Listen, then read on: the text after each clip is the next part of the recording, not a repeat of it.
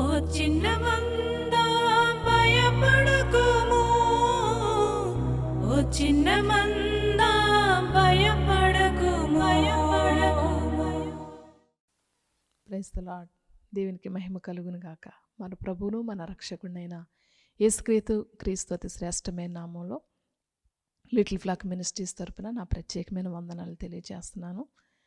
దేవుని సృష్టిలోని రహస్యాలను మనము నేర్చుకుంటూ గత భాగంలో దేవుడు చేసిన ఆకాశములు ఎన్ని, వాటిని దేవుడు ఎక్కడెక్కడ ఎలా ఉంచారు, వాటిలో ఏమేమి ఉన్నాయనే విషయాలు మనం నేర్చుకున్నాం. ఈరోజు సృష్టిలో 3వ భాగాన్ని ధ్యానించుకుందాం. 3వ రోజున దేవుడు ఏమి చేశాడు, ఎలా చేశాడు, దేవుడు చేసిన సృష్టిని మనుషునకు అనుకూలమైన రీతిలో ఎన్ని రకాలుగా దేవుడు సృష్టించాడో నేర్చుకోవడానికి ఇష్టపడుతున్నాం. ఆదికాండం 1వ అధ్యాయము 9వ వచనం నుంచి 13వ వచనం వరకు ఇలా వ్రాయబడినది. దేవుడు ఆకాశం క్రిందనున్న జనములు ఒక చోటనే కూర్చబడి ఆరిన నేల కనబడును గాకను పలుకుగా ఆ ప్రకారం అయ్యను. ఆ దేవుడు ఆరిన నేలకు భూమి అని పేరు పెట్టెను, జలరాశికి ఆయన సముద్రములను పేరు పెట్టెను. అది మంచిదని దేవుడు చూచెను. దేవుడు గడ్డిని విత్తనములిచ్చు చెట్లను, భూమి మీద తమ తమ జాతి ప్రకారం తమలో విత్తనములు గల ఫలమిచ్చు ఫలవృక్షములను భూమి మొలిపించు గాకను పలుకగా ఆ ప్రకారమాయను. భూమి గడ్డిని తమ తమ జాతి ప్రకారం విత్తనమిచ్చు చెట్లను, తమ తమ జాతి ప్రకారము తమలో విత్తనములు గల ఫలవృక్షములు మొలిపింపగా అది మంచిదని దేవుడు చూచెను. అస్తమయమును ఉదయమును కలుగగా 3వ దినమాయను. దేవునికి స్తోత్రం. 3వ దినములో దేవుడు చేసిన సృష్టిలో మొట్టమొదటిగా భూమిని, 2వది సముద్రము, 3వది విత్తనములు ఇచ్చే చెట్లు, 4వది ఫలమిచ్చే ఫలవృక్షములను దేవుడు సృష్టించి అది మంచిదని దేవుడు చూచాడు. ఎందుకంటే దేవుడు చేసినటువంటి ఈ భాగములో, దేవుడు చేసినటువంటి ఈ సృష్టిలో దేవుడు సమస్తాన్ని మంచిదని ఆయన అనుకుని, దేవుడు చేసినటువంటి భాగంలో ఈ సృష్టిలో భూమిని ఇన్ని రకాలుగా ఎలా చేస్తాడో ఈరోజు మనం నేర్చుకోవడానికి ఇష్టపడదాం.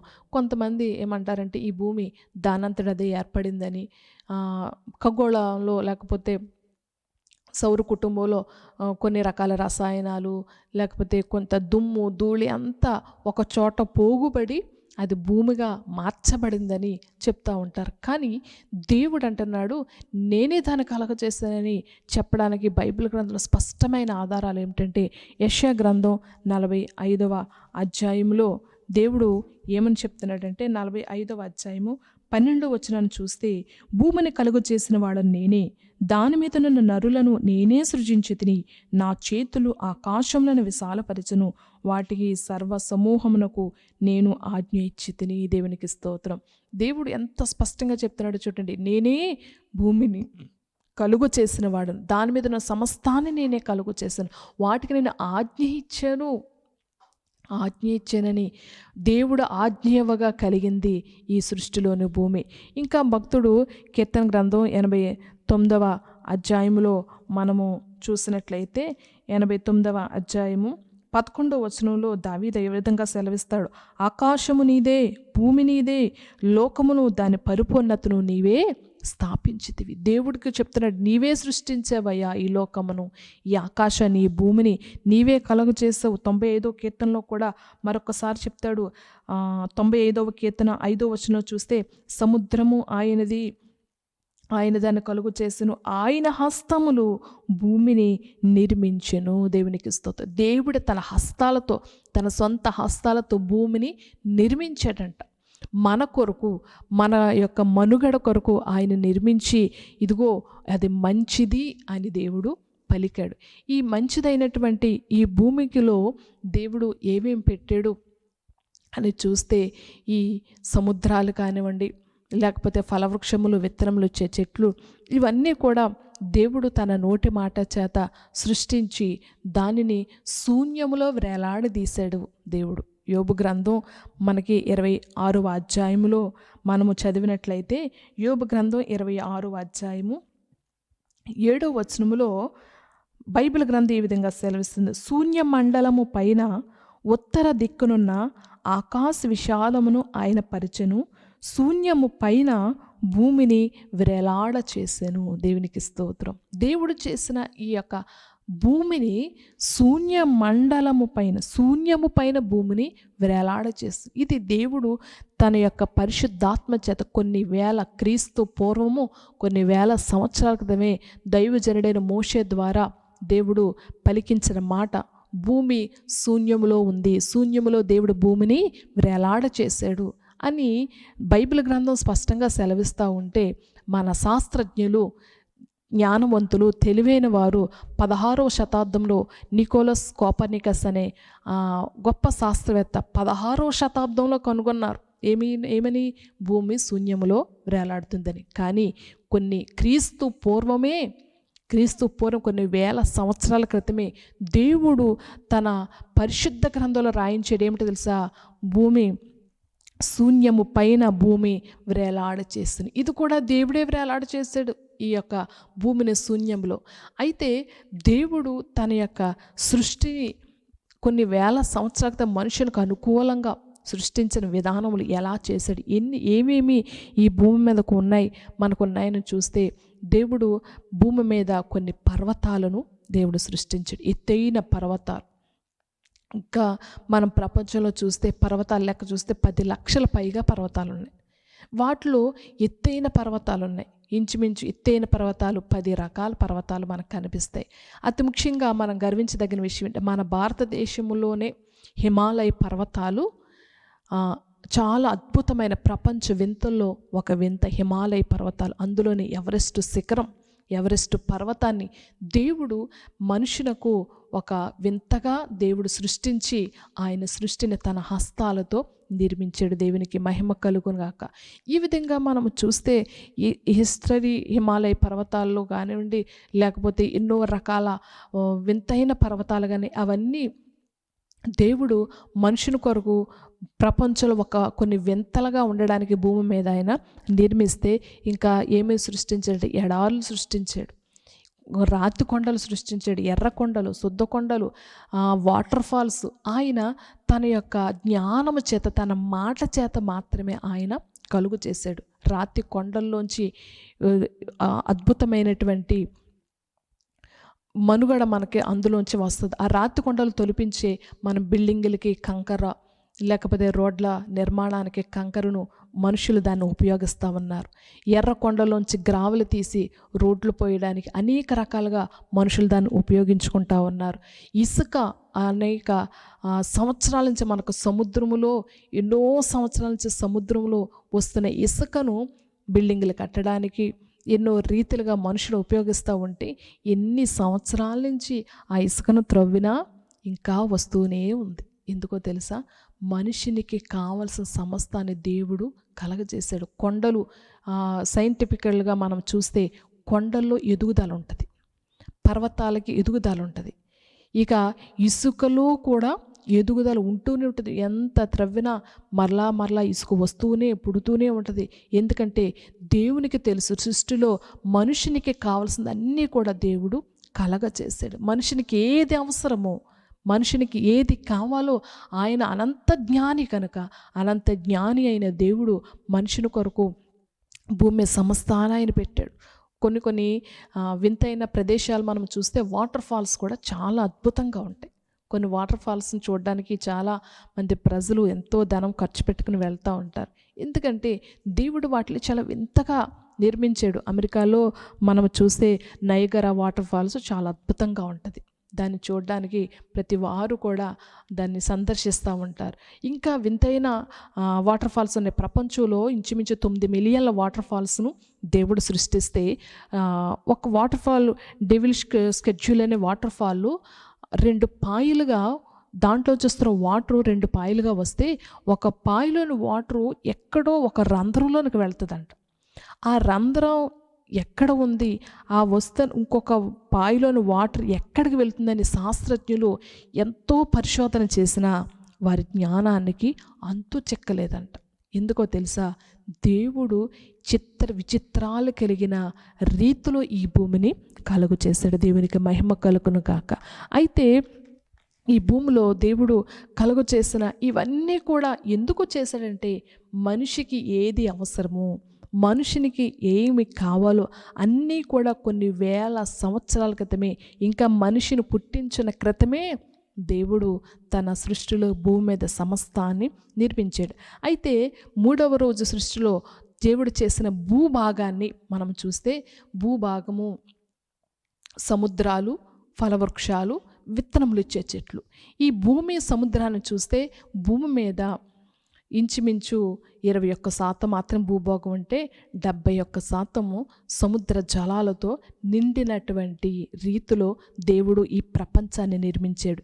ఈ యొక్క 1/3 వంతులో ఉన్న ఈ భూమిలో దేవుడు ఎంత విస్తారమైన ఖనిజాలను మన కొరకు సిద్ధపరిచాడో మనం చూస్తే, భూమిలో 3 పొరలు కలిగినటువంటి భూభాగంగా ఉంటుంది. భూమి 3 రకాల పొరలు కలిగినటువంటి భాగం. మొదటి పొర క్రస్ట్. ఇందులో త్రవ్వకాల్లో, మొదటి పొరలో త్రవ్వకాల్లో మనకి ఏం కనిపిస్తాయంటే బంగారము దొరుకుతుంది, వెండి దొరుకుతుంది, రాగి, ఇనుము, స్టీలు, ఈ విధంగా అనేక రకాలైనటువంటి విలువైనటువంటి పదార్థాలతో నిండింది మొదటి పొర క్రస్ట్. ఇది సైంటిస్టులు కూడా దీనిలోని ఎన్నో రకాలైనటువంటి పరిశోధనలు జరిపి అనేక రకాలైనటువంటి విషయాలను తెలుసుకున్నట్లుగా మనకు కనిపిస్తుంది.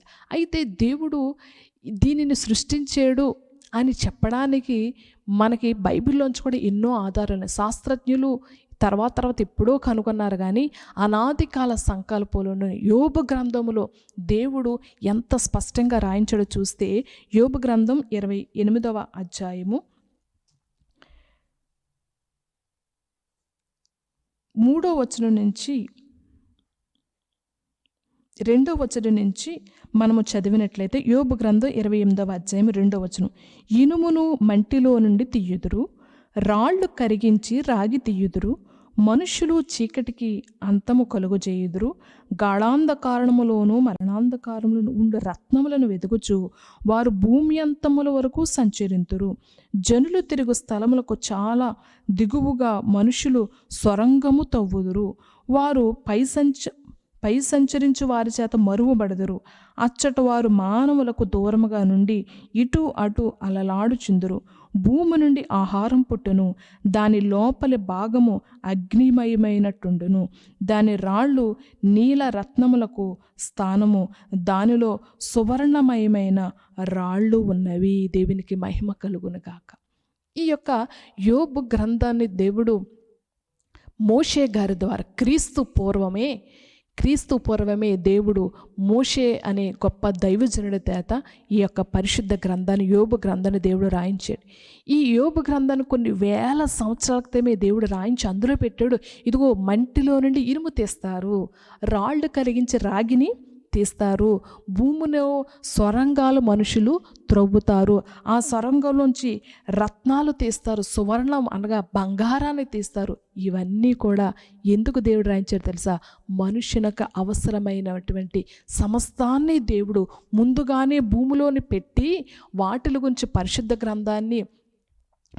గ్రంథంలో ఆయన యొక్క మాటలు రాస్తే, తర్వాత వచ్చినటువంటి శాస్త్రజ్ఞులు మేము అది కొనుక్కున్నాం ఇది కొనుక్కున్నామని చెప్తూ ఉంటారు. కానీ పరిశుద్ధ గ్రంథము కొన్ని వేల సంవత్సరాల క్రితం చెప్పింది భూమిలో బంగారం ఉంది.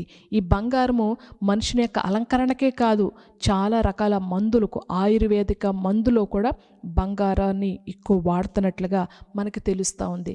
రాగి, ఇనుము, మనము బిల్డింగ్లు కట్టడానికి ఐరన్, స్టీలు, ఇంకా అనేక రకాలైన ముడి పదార్థాలన్నీ భూమి మొదటి పొర క్రస్ట్లో దేవుడు నిర్మించి, దేవుడు చెప్పాడు, ఇదిగో మీరు సొరంగములు తవ్వితే అందులో రత్నములు వస్తాయి, అందులో బంగారం వస్తుంది, అందులో వస్తుంది. సమస్తాన్ని కూడా దేవుడు సృష్టించి ఆయన బైబిల్ గ్రంథంలో సమస్తాన్ని రాయించాడు. ఇంకా మనుషులు సొరంగాలు తవ్వటం వల్ల వచ్చే ఉపయోగం ఏంటంటే, భూమి యొక్క 2వ పొర మాంటిల్. ఈ మాంటిల్లో ఇంకా లోపలికి వెళితే, మొదటి పొర దాటి 2వ పొర దాటితే పెట్రోల్ బావులు కనిపిస్తాయి, డీజిల్, కిరోసిన్, బొగ్గు గనులు, ఇవన్నీ మనుష్య జాతికి ఉపయోగకరమే. పెట్రోల్ ద్వారా ఎన్నో వాహనాలు నడుస్తూ ఉన్నాయి, కిరోసిన్, డీజిల్ ద్వారా మనుషునికి ఎంతో ఉపయోగకరం, బొగ్గు గనుల ద్వారా విద్యుత్తు తయారు చేయడం, ట్రైన్స్కి ఉపయోగించడం, ఇవన్నీ కూడా దేవుడు మనుషునికి అవసరమైన ఆయనకి తెలుసు కనుక భూమి పొరలో సమస్త గనులను దేవుడు ఆయన చేతి పని చేత నిర్మించి ఉంచాడు. దేవునికి మహిమ కలుగును గాక. మూడవ పొరలో చూస్తే కోర్లో మనము ఇందాక చదివినటువంటి యోబు గ్రంథము 28వ అధ్యాయము 5వ వచనంలో చూస్తే, భూమిలో నుండి ఆహారం పుట్టును, దాని లోపలి భాగము అగ్నిమయమైనట్టుండును. లోపలి భాగం అనగా మూడవ సైన్స్ ప్రకారం చూస్తే మూడవ పొర కోర్లో ఇంచుమించు 10,000 డిగ్రీల టెంపరేచర్ కలిగినటువంటి అద్భుతమైనటువంటి అక్కడ మంటలు లేకపోతే వేడి అక్కడ ఉందని శాస్త్రజ్ఞులు కనుగొన్నారు. ఇవన్నీ శాస్త్రజ్ఞులు ఎప్పుడో కనుకుంటే బైబిల్ గ్రంథము దేవుడు ముందే ఆయన తన చేతి చేత ఈ భూమిని సృష్టించి, తన హస్తంలతో ఈ భూమిని సృష్టించి దానిని బైబిల్ గ్రంథంలో రాసి ఉంచాడు. దేవునికి మహిమ కలుగును గాక. రెండవదిగా చూస్తే సముద్రమును కూడా దేవుడు సృష్టించాడు. మనం చదివినటువంటి ఆదికాండం 1వ అధ్యాయము 10వ వచనాన్ని చూస్తే, దేవుడు 6 నెలలకు భూమి అని పేరు పెట్టెను, జలరాశికి ఆయన సముద్రములని పేరు పెట్టెను, అది మంచిదని దేవుడు చూచాను. దేవునికి మహిమ కలుగను. సముద్రములు కలుగు చేయడం దేవునికి చాలా మంచిదిగా కనిపించిందట. ఎందుకో తెలుసా? సముద్రము ఆయనే కలుగు చేశాడు. అందుకే కీర్తన గ్రంథం 24వ అధ్యాయము 1-2 వచనాల్లో ఉంటుంది, భూమియు దాని సంపూర్ణతయు లోకమును దాని నివాసులను యెహోవాయే, సముద్రముల మీద ఆయన భూమికి పునాది వేశాను. సముద్రమును భూమిని ఆయనే కలుగ చేశాను.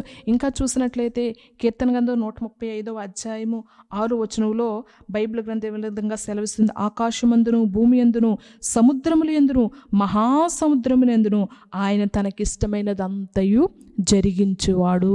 దేవునికి స్తోత్రం. దేవుడంట సముద్రములను మహాసముద్రములను కూడా ఆయన తనకిష్టమైనదంతా కూడా అందులో పెట్టాడంట. ఎప్పుడు దేవుడు సమస్తాన్ని దేవుడు ఈ యొక్క బైబిల్ గ్రంథంలో రాయించడానికి కారణం ఏంటో తెలుసా? సృష్టిలోనే ఆయన సముద్రము మహాసముద్రములను కలుగ చేసి ఆయన తనకిష్టమైనంత దాంట్లో ఏమేమి పెట్టాడో మనం చూసినట్లయితే, సముద్రపులో మత్స్యకారులు లేకపోతే విస్తారమైన చేపలు పడతా ఉంటారు. సముద్రముల మీద విస్తారమైన ఓడల ద్వారా కొన్ని లక్షల కిలోమీటర్ల దూరం ప్రయాణాల ద్వారా వ్యాపారాలు జరుగుతూ ఉంటాయి. ఈ వ్యాపారాలు జరిగే నౌకలు కొన్ని కోట్ల రూపాయలు విలువ చేసే నౌకలు ప్రయాణిస్తూ ఉంటాయి. సముద్రపు లోపలి భాగములో మనము చూస్తే కొన్ని వజ్రాలు దొరుకుతాయి, కొన్ని కోట్ల రూపాయలు విలువ కలిగిన ముత్యాలు కూడా కొంతమంది ఈ దినాల్లో కనుగొన్నట్లుగా మనకి న్యూస్ ద్వారా తెలుస్తూ ఉంది. ఇంకా చూస్తే ఈ సముద్రాలు దేవుడు సృష్టించాడు. మనం సైన్స్ ప్రకారంగా చూస్తే 7 మహాసముద్రాలు మనకి కనిపిస్తాయి. ఈ 7 మహాసముద్రాల్లో అట్లాంటిక్ మహాసముద్రం, పసిఫిక్ మహాసముద్రం చాలా పెద్దవి. ఈ 2 కూడా ప్రవహిస్తూ ఉంటుంది. ఈ అట్లాంటిక్ మహాసముద్రం, పసిఫిక్ మహాసముద్రం 2 కలిసి ప్రయాణం చేస్తాయి, కానీ వాటి రంగులు మాత్రం కలవు. మీరు యూట్యూబ్లోకి వెళ్ళి చూసుకుంటే కనిపిస్తుంది. అట్లాంటిక్ మహాసముద్రం, పసిఫిక్ మహాసముద్రం 2 రంగుల్లో ఉంటాయి. 2 కలిసి ప్రయాణం చేస్తా కానీ వాటి రంగులు మాత్రం కలవు. ఇది కూడా ప్రపంచ వింతల్లో ఒక అద్భుతమైన వింత. ఎందుకంటే దేవుడే మనుషునికి ఈ వింతలు కలుగు చేశాడు. సముద్రపు లోపల భాగంలో దేవుడు అద్భుతమైనటువంటి నిధులను కూడా దేవుడు కలుగు చేశాడు. చాలామంది శాస్త్రజ్ఞులు సముద్రపు లోపల భాగాల్లోనికి వెళ్ళి ఎన్నెన్నో కనుక్కుంటూ ఉంటారు. విలువైన వస్తువులను అక్కడి నుంచి వెలికి తీసుకుని వస్తూ ఉంటారు. ముత్యాల కొరకు వేటలాడుతూ ఉంటారు, వజ్రాల కొరకు వేటలాడుతూ ఉంటారు. ఇవన్నీ దేవుడే తన చేతి చేత సముద్రములను మహాసముద్రములను ఆయన కలుగు చేసినట్లుగా మనకి కనిపిస్తూ ఉంది. మూడవదిగా చూస్తే ఆదికాండం 1వ అధ్యాయం 11వ వచనంలో, దేవుడు గడ్డిని విత్తనములిచ్చు చెట్లను భూమి మీద తమ జాతి ప్రకారము తనలో విత్తనము గల ఫలమిచ్చు ఫలవృక్షములను భూమి మొలిపించు గాకని పలుకగా ఆ ప్రకారమాయను. ఫలవృక్షములు, దేవుడు భూమి మీద ఎన్నో రకాల చెట్లను, వృక్షములను దేవుడు తన నోటి మాట చేత కలుగు చేశాడు. కొంతమంది నాస్తికులు ఏమని మాట్లాడతారంటే, విత్తనం ముందా చెట్టు ముందా, విత్తనం లేకుండా చెట్టు ఎలా వచ్చింది, లేకపోతే చెట్టు లేకుండా విత్తనం ఎలా వచ్చింది అని ప్రశ్న వేస్తారు. కానీ బైబిల్ చెప్పే సూటి సమాధానం ఏంటంటే, దేవుడు తన సృష్టిలో 3వ దిన పరిచర్యలో విత్తనం విత్తనములు గల చెట్లు కలుగునుగాక, విత్తనములు గల ఫలవృక్షములు కలుగునుగాక. ఆయన పలుకగా మొట్టమొదటిగా విత్తనములు ఇచ్చే చెట్లు, విత్తనమిచ్చే ఫలవృక్షములు ఆయన నోటి మాట చేత కలిగినాయి. దేవునికి మహిమ కలుగునుగాక. ఈ చెట్లలోంచి వచ్చే విత్తనముల ద్వారా ఈ ప్రపంచమంతా కూడా కొన్ని లక్షల కోట్ల చెట్లను దేవుడు అప్పటి నుంచి అభివృద్ధి చేస్తూ వచ్చాడు. ఈ చెట్లను మనం చూస్తే ఈ చెట్ల ద్వారా వచ్చే ఆక్సిజన్ మనుషుని యొక్క జీవితానికి ప్రాణవాయువుగా దేవుడు కలుగు చేశాడు. ఈ చెట్ల నుంచి ఆహారాన్ని దేవుడు మనకి వ్యవసాయమైన చెట్ల నుంచి వస్తుంది. మనం తినే ప్రతి ఆహారము చెట్ల నుంచే వస్తూ ఉంది. ఈ విధంగా చూస్తే ఇంకా చెట్ల నుంచి వచ్చే కొన్ని రకాల పువ్వుల్లోంచి, కొన్ని రకాల ఆకుల్లోంచి, కొన్ని రకాల బెరడుల్లోంచి, కొన్ని రకాల వేళ్లలోంచి చాలామంది ఇప్పుడు మందులు తయారు చేస్తూ ఉన్నారు. కొన్ని రకాల వ్యాధులకి ఔషధంగా అంటే మందులుగా కొన్ని రకాల చెట్లలోంచి కొంతమంది ఈ మందులు తయారు చేసేవారు పిచ్చి మొక్కల్లా మనకి కనిపించవచ్చు, గడ్డి మొక్కల్లా కనిపించవచ్చు. వాటి మధ్యలోకి వెళ్ళి వారికి అవసరమైనటువంటి ఆకులను తీసుకుని వాటి ద్వారా మనుషుని యొక్క వచ్చే రోగాలకి కలిగే మందులను తయారు చేస్తూ ఉన్నారు. మనకి ఎగ్జాంపుల్ చూస్తే అతిబాల చెట్టు అని మనకి రోడ్డు ప్రక్కల విస్తారంగా పెరుగుతూ ఉంటుంది. దాని గురించి మనం అసలు పట్టించుకోం, అది అసలు ఉపయోగం కాదు. కానీ అతిబల చెట్టులోంచి ఎన్నో రకాల మెడిసిన్స్ తయారు చేస్తూ ఉన్నారు. ఇప్పుడు మనం ఈ విధంగా చూస్తే ప్రతి చెట్టును, ప్రతి విత్తనములు ఇచ్చే చెట్టును, ప్రతి ఫలములు ఇచ్చే చెట్టును దేవుడు మనుషుని కొరకు మాత్రమే ఆయన సృష్టించాడు. మనుషులకు ఆహారాన్ని ఇవ్వడానికి సృష్టించాడు. మనుషులకు కలిగే వ్యాధులకు విరుగుడనిచ్చే మందులను కలగ చేయడానికి దేవుడు సమస్తాన్ని సృష్టించాడు. దేవునికి మహిమ కలుగునుగాక. ఇంకా చూస్తే అమెరికాలో కూడా ఫాల్ కలర్ సీజన్లో చెట్లు తమ ఆకులను రాల్చే టైంలో ఆ చెట్లు అన్నీ కూడా కలర్ అన్నీ వింతగా మారిపోతూ ఉంటాయి. అది కేవలం 2 వారాలు మాత్రమే అవి ఉంటాయి. ఆ కలరు చూస్తే ఆ చెట్లు చాలా అద్భుతంగా ఉంటాయి. అదంతా కూడా దేవుడే తన సృష్టిలో మనుషుని కొరకు వింతలు, మనుషుని కొరకు కావాల్సిన సమస్తాన్ని ఆయన సృష్టించి. ఈ విధంగా ఈ చెట్ల సముదాయాలు మనం చూస్తే కొన్ని వేల సంవత్సరాల నుంచి ఉన్న చెట్లు కూడా ఉన్నాయి.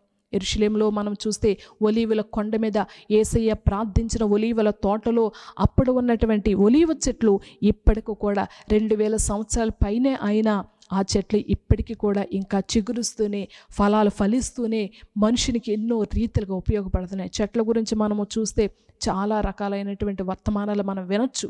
ఎందుకంటే ఇవన్నీ కూడా దేవుడు తన సృష్టిలో 3వ దినాన్ని మనుషునికి అనుకూలంగా ఆయన సృష్టించాడు. కాబట్టి దేవుడు మన కొరకు చేసిన ఈ సృష్టిని, దేవుడు మన కొరకు నిర్మించినటువంటి ఈ భూమిని, పర్వతాలు, మంచు కొండలు, హిమాలయాలు, వాటర్ ఫాల్స్, ఇవన్నీ కూడా ఎడారులు, ఇవన్నీ కూడా దేవుడు తన ఆలోచన ద్వారా సృష్టిస్తే మనుషుడు దేవునికి వ్యతిరేకంగా ఆలోచిస్తున్నాడు. కాబట్టి దేవుని బిడ్డలైన మనము దేవుని వాక్యాన్ని ఎరుగుతూ, దేవుని వాక్యంలో ఉన్న సత్యాలను మనం గుర్తెరుగుతూ, దేవుని వాక్యపు లోతులను మనము కనుగొంటూ, దేవుడు మన కొరకు చేసిన సృష్టిలో మనం ఎప్పుడూ దేవుని స్తుతిస్తూ ఉండాలి. మన కొరకు నిర్మించిన ఈ భూమిని బట్టి, మన కొరకు ఇచ్చిన ఈ యొక్క ప్రణాళికను బట్టి దేవుని స్తుతిస్తూ, దేవుని గణపరుస్తూ ఉంటే మనం గొప్పవారుగా ఉంటాం. అందుకే కీర్తన గ్రంథం 148వ అధ్యాయంలో భక్తుడు ఏమని సెలవిస్తాడంటే, కీర్తన గ్రంథం 148వ అధ్యాయము 7వ వచనం నుంచి 9వ వచనం వరకు ఈ విధంగా వ్రాయబడింది. భూమి మీదనున్న మకరములారా, అగాధ జలములారా, యెహోవాను స్తుతించుడి. అగ్ని వడగండ్లారా, హిమమా, ఆవిరి, ఆయన ఆజ్ఞను నెరవేర్చు తుఫాను, పర్వతములారా, సమస్తమైన గుట్టలారా, ఫలవృక్షములారా, సమస్తమైన దేవదారు వృక్షములారా, మృగములారా, పశువులారా, నేలను ప్రాకు జీవులారా, రెక్కలతో ఎగురు పక్షులారా, మీరందరూ యెహోవాను స్తుతించుడి. భూరాజులారా, సమస్త ప్రజలారా, భూమి మీదనున్న అధిపతులారా, సమస్త న్యాయాధిపతి యెహోవాను స్తుతించుడి. దేవునికి స్తోత్రం. దేవుడు ప్రతిదీ ఎందుకు సృష్టించాడంటే ఆయనను గణపరచడానికి. భూమి మీద సమస్త సృష్టి ఆయన గణపరుస్తుంది. ఆ యొక్క దేవదారు వృక్షంలో ఆయన స్తుతిస్తున్నాయి, మృగములు స్తుతిస్తున్నాయి, పశువులు స్తుతిస్తున్నాయి, పక్షులు స్తుతిస్తున్నాయి. కానీ మనుష్య జాతిమైన మనమే దేవుని ఇంకా స్తుతించలేకపోతున్నాం. అందుకే దేవుడు అంటున్నాడు, భూరాజులారా, సమస్త ప్రజలారా, భూమి మీద అధిపతులారా, సమస్త న్యాయాధిపతులారా, యెహోవాని మీరు స్తుతించాలి. దేవుడు మన కొరకు చేసినటువంటి ఈ సృష్టిని మనం అనుభవిస్తున్నాం, మనం పొందుకుంటున్నాం, మన యొక్క జీవితానికి ఉపయోగించుకుంటున్నాం, మన యొక్క భవిష్యత్తుకు ఉపయోగించుకుంటున్నాం. ఇంతటి అద్భుతమైన సృష్టి చేసిన దేవుని నువ్వు మర్చిపోతున్నావేమో. దేవుడు చేసిన ఇన్ని రకాలైనటువంటి అద్భుతమైన కార్యాలను దేవుడు చేశాడని గుర్తించలేకపోతున్నామేమో. ఇప్పటికైనా నీ యొక్క మనసును మార్చుకొని దేవుని వైపు తిరిగితే, దేవుడు మన కొరకు ఇన్ని రకాలుగా ఈ భూమిలో ఉన్న సమస్తాన్ని సృష్టించాడు నీవు తెలుసుకుంటే దేవుని స్తుతించలేకుండా ఉండలేవు. కాబట్టి దేవుని బిడ్డలమైన మనము దేవుడు మన కొరకు ఇచ్చిన సమస్తమైన వాటి కొరకు ప్రతిదినము స్తుతిందాం, ప్రతిదినము మనము ఆయన ఆరాధిందాం, ఆయన నామాన్ని గణపరుద్దాం. మరొక భాగంలో దేవుడు సృష్టిలో చేసినటువంటి భాగాన్ని నేర్చుకోవడానికి ఇష్టపడదాం. దేవుడు సమస్త మహిమ ఘనత ప్రభావం ఆయనకి మాత్రమే చెందునుగాక. ఆమేన్.